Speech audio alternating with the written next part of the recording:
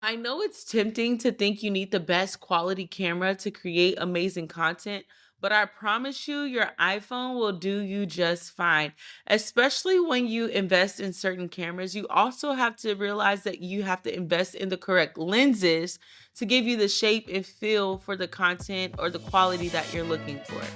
Welcome to the Side Hustler Podcast, the podcast for women building their dreams while balancing work, family, and all the things. I'm your host, Carly LeBlanc, a wife, mom, marketer, and your side hustling friend here to teach you how to grow a brand that works for you and not the other way around. Whether you're a side hustling pro or just starting out, this is your safe place for real talk, actionable strategies, and the encouragement you need to keep going. We're here to help you make progress and not perfection. So grab your favorite drink, settle in, and let's build your dream one step at a time.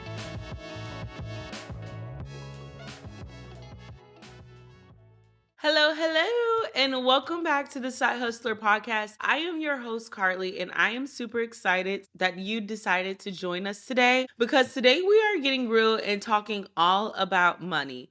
Not necessarily how you can make it, but specifically more so about the things you absolutely should not spend your money on when you are starting your personal brand. Now, I really wanted to create this episode because I know there are so many of you that are just like me who get excited about starting something new, and then you become committed to throwing money at all of these fancy new things. But what I really need you to understand from this episode is that when you are just starting out, every single dollar counts, especially if you plan on running your brand like an actual business, which is why it's so important to focus on the things that actually move the needle and avoid throwing your hard earned money at stuff that doesn't matter just yet. Now, full transparency, I've officially been in business for about 4 years as a personal brand, which by personal brand, I'm referring to the content creation side of things and paid partnerships. But my creative agency has been officially operating for a little bit over a year now. But I wanted to share this to give you a little bit of more context so you can also know that I made some of these mistakes myself, which is why I'm here to help you so you can avoid them. So I want you to grab a notebook and take some notes because not only am I sharing things that you should not waste your money on when building your brand, but also what to do instead when you're first starting out. So, in this episode, you'll learn what not to spend your money on when you're starting a personal brand, how to avoid common mistakes and keep more money in your pocket, and where to invest your money for the biggest impact. Okay, so let's get started. Before we jump into today's episode, I wanted to tell you about a free resource I've created just for you. Have you ever found yourself stuck on what to post or struggling to stay consistent on social media? Well, I've been there, and that's exactly why I created the free guide called 30 Days of Done For You Social Media Prompts for Personal Brands.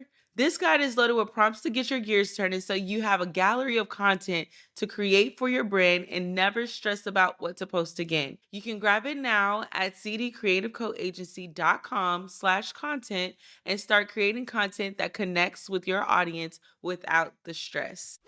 Okay, so first thing we're going to talk about is logos. And I wanted to start here because I feel like this is the first thing people go for when they finally figure out their brand name. Because when you think about building a brand, the first thing that comes to mind is probably, I need a logo. And while having a nice logo is great, it's not a priority when you're first starting out.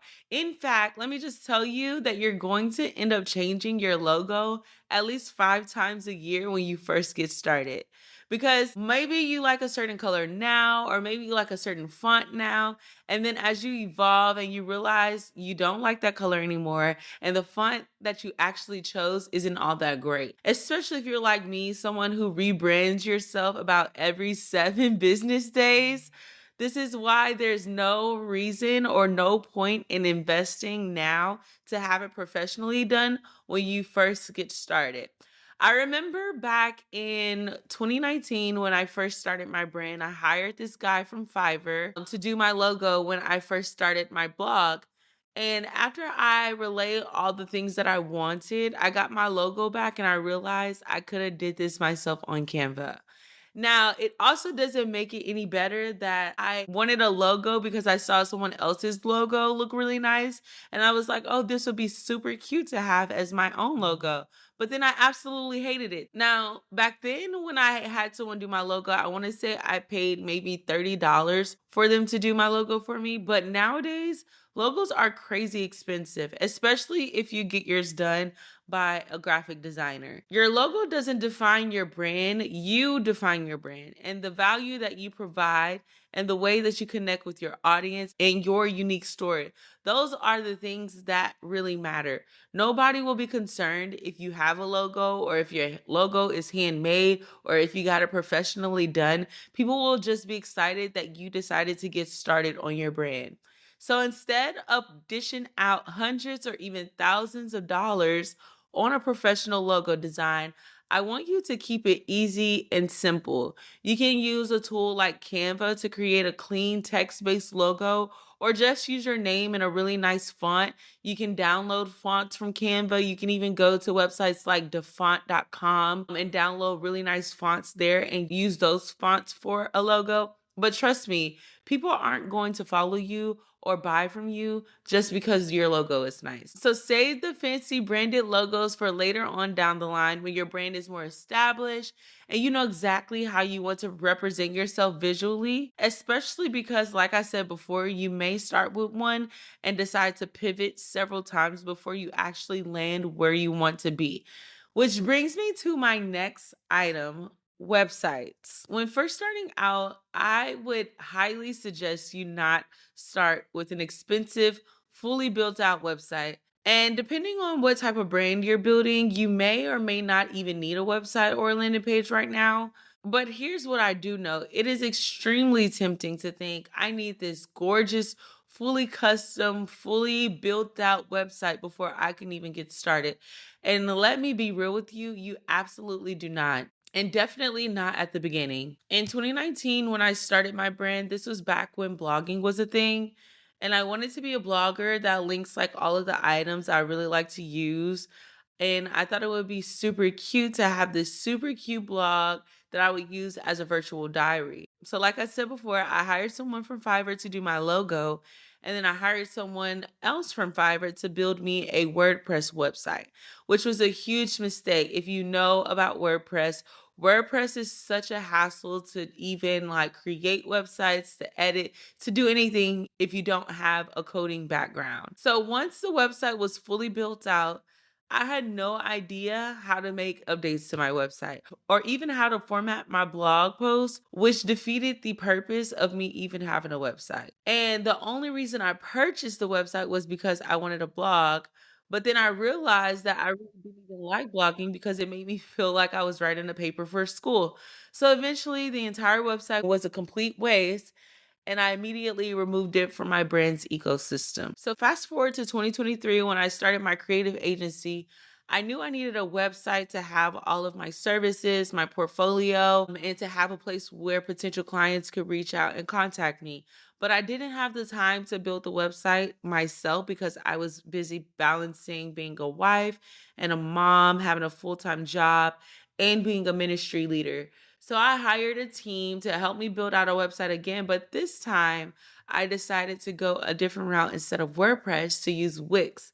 Now, the website was absolutely beautiful and it was fully functional.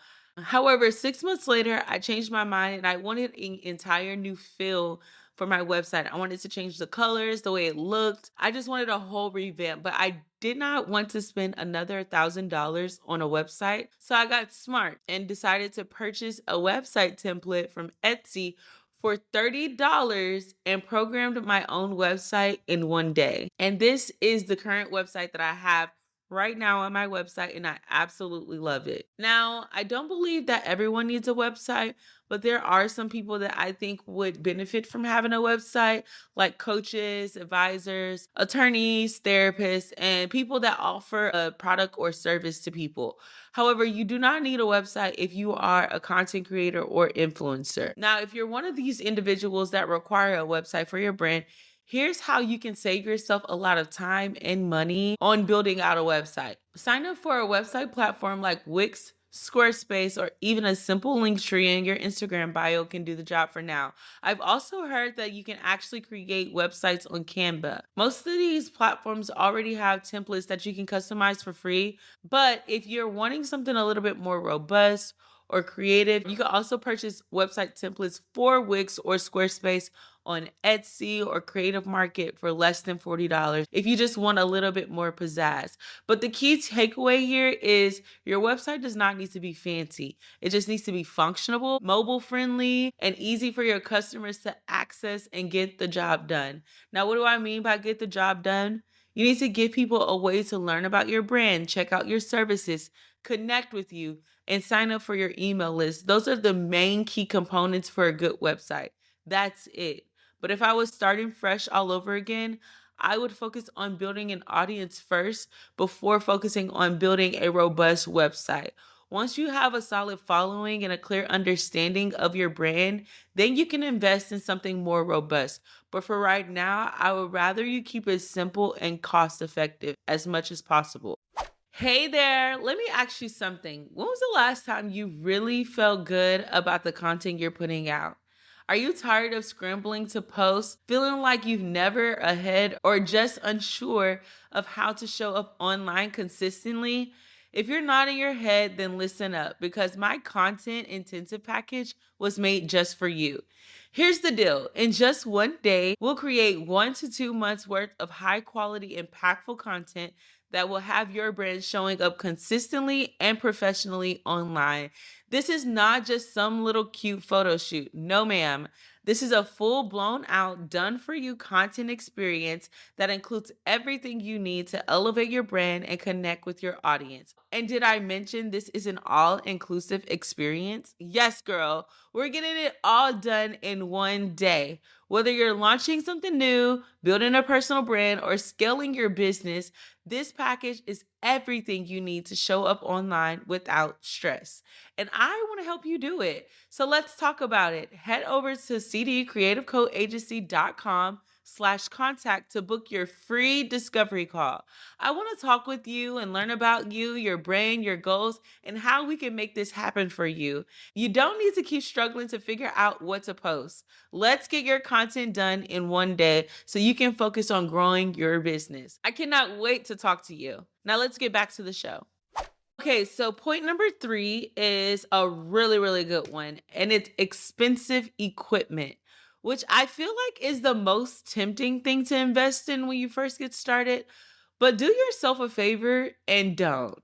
Oftentimes, I get the question from clients, friends, family, which camera should I get the best quality for my content? And my answer is simple. Use the camera you already have. Surprisingly, when I first got started, this was not one of the things that I spent my money on, but I think the only reason why was because I was shooting content on my church's old Canon Rebel 3. The camera was literally like 10 years old, and my pastor had gave it to me to shoot content for my church. And it wasn't until last year, after operating my business for 8 months with an old Canon, I decided to invest in a new Canon and upgrade it.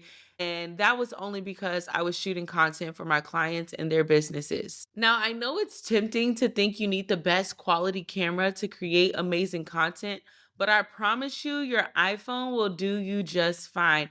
Especially when you invest in certain cameras, you also have to realize that you have to invest in the correct lenses to give you the shape and feel for the content or the quality that you're looking for.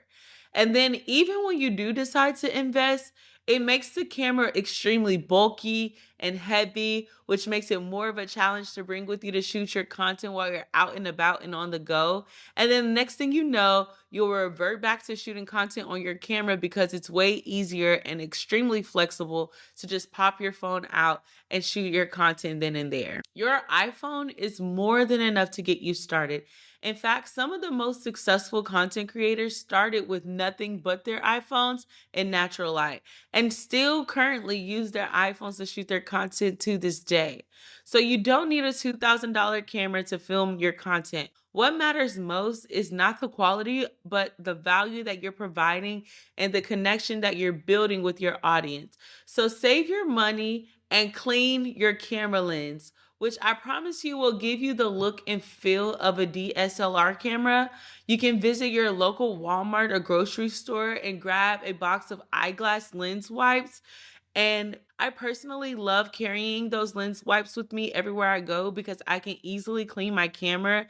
And you would think that I have an iPhone 16 or 15, but I'm still currently working on my iPhone 13. Now, for editing, I would recommend you use a free or low cost app like CapCut or InShot to edit your video content.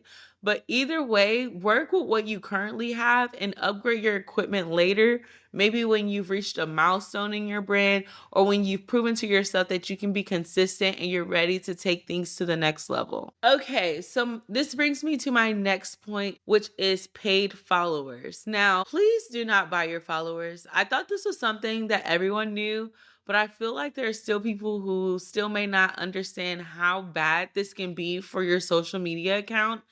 Now, I know it's tempting to want to have a huge follower count right away, but fake followers do not engage, they do not buy, and they do not help you grow. Plus, we can tell when you buy your followers because your follower count doesn't match your engagement, and then it ends up hurting your credibility as a business owner and a content creator. Also, not to mention that when you purchase followers, the algorithm does not play in your favor and will hide your content because of all the bot accounts, which make all the hard work you're putting in be in vain. Now, this is something I've never done personally, but I have seen clients complain about how impossible it is to make a comeback with their engagement after buying followers. It's kind of like being Twitter banned back in the day.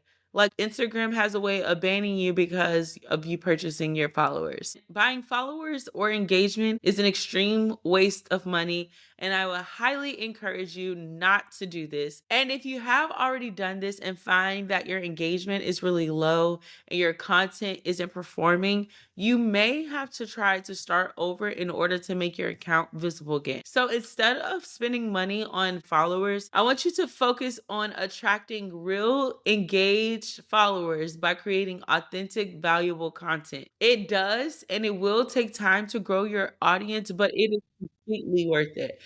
Trust me, 1,000 real followers who love what you're doing are so much more valuable than having 10 to 20,000 fake followers who could care less about your content or what you're doing. So don't find yourself falling in the trap and allowing the numbers to discourage you and push you into buying followers. Do not buy your followers. Okay, now let's move to point number 5, which is paid ads.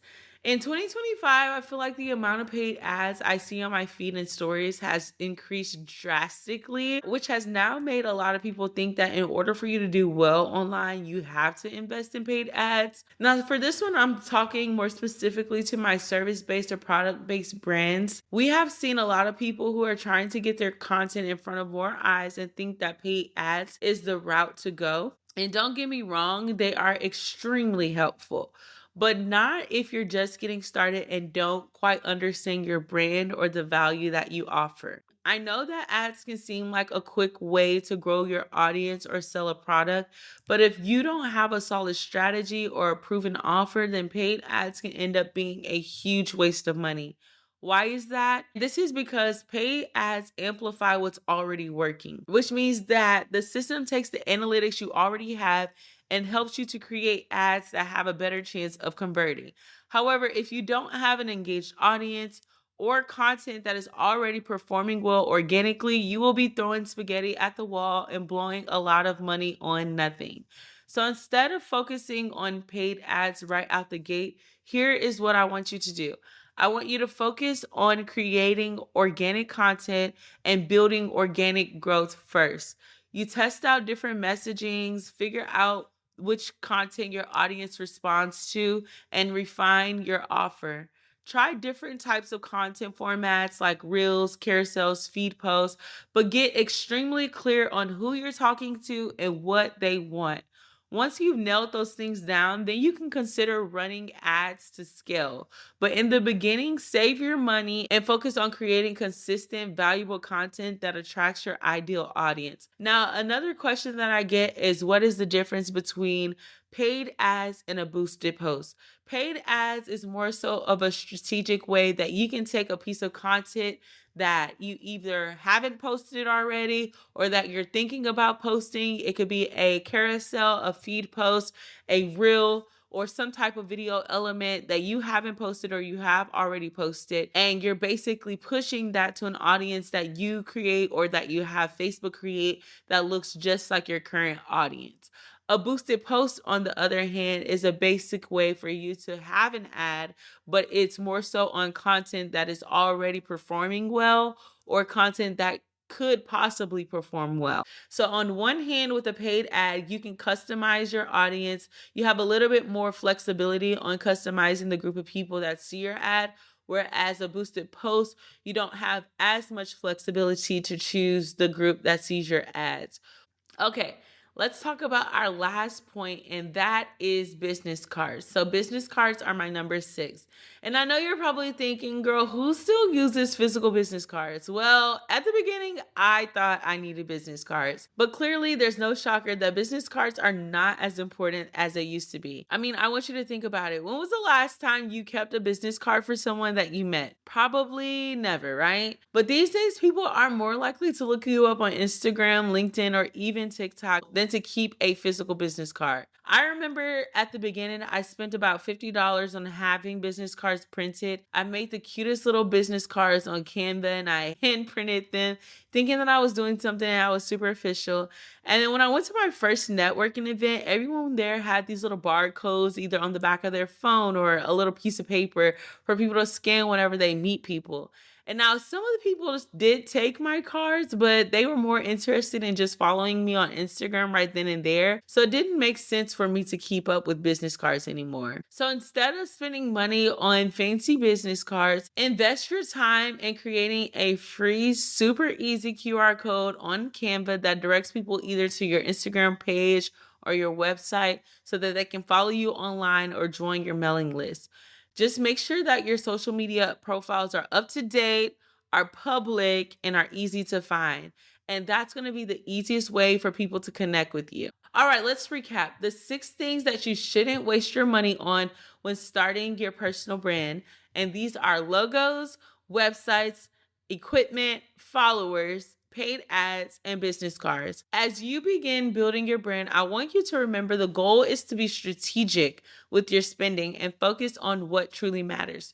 Do not go crazy with spending a ton of money for startup costs. While I understand it can be enticing to spend your money on all the bells and whistles when starting out, just starting is the most important thing. It is always best to find the best cost-efficient way to function until you get income coming in for your brand. Focus on investing in things that are absolutely a need rather than just a want. Now, if this episode resonated with you, I want you to share it with a friend who's building their brand. And also, do not forget to grab my free guide, the 30 days of done for you social media prompts at cdcreativecoagency.com/content. Let's keep the conversation going on Instagram. And you can follow me at Carly Dorlyn. That's CarliDorlynn. Thank you so much for tuning in to this episode of the Side Hustler Podcast. And until next time, keep hustling, sis. You got this. Bye. Thank you so much for tuning in to another episode of the Side Hustler Podcast. I hope you're leaving here today feeling inspired and ready to take your next step. If you love this episode, I'd love for you to subscribe, leave a review, and share it with another side hustler who needs to hear it. And don't forget to connect with us on Instagram at Carly Dorlyn. I'd love to hear about your side hustling journey. Remember, you're doing better than you think, and your dreams are so worth it. Until next time, keep hustling, sis. You got this.